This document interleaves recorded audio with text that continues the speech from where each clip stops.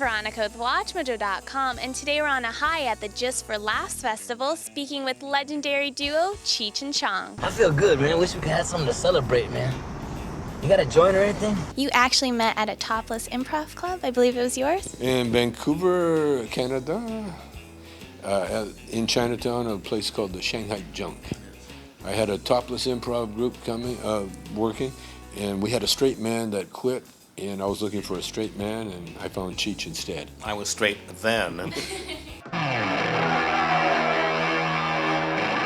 improv group broke up, as all improv groups break up. We formed a band. We intended to do music because Cheech is a singer, I'm a guitar player. We went on stage at our first gig and we just did comedy for about 45 minutes of straight comedy. And then I realized if we play a note, it'll ruin the atmosphere, you know, it would ruin the whole thing. And so we said thank you to the audience, and we never played a note.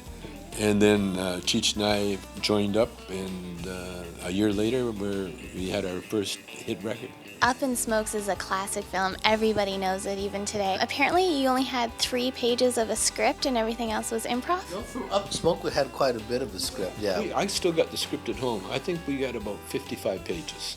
Yeah.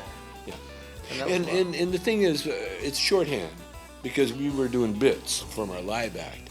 And so a lot of it, we just write the title of the bit. Because we knew what it was. Yeah. Usually the way that goes in movies, you have a script because then you give it to a director, and it gives it a producer, and then they give it to the actors. And it's an interpretation all the way down the line. There was no interpretation. We knew exactly what it was, so it was just like a little blueprint for us. Quite a bit of the movie was on the spot. We'd be either driving to the gig or driving home from the gig. Having lunch. Having lunch, we'd say, and we'd be talking to the other actors, and they'd tell us some stories, and we'd say, well, let's put it in. And so then we'd tell the director or producer, Lou Adler at the time, okay, keep the cameras here, and, you know, we're going to continue on. And that's. And they would look at us and they go, okay.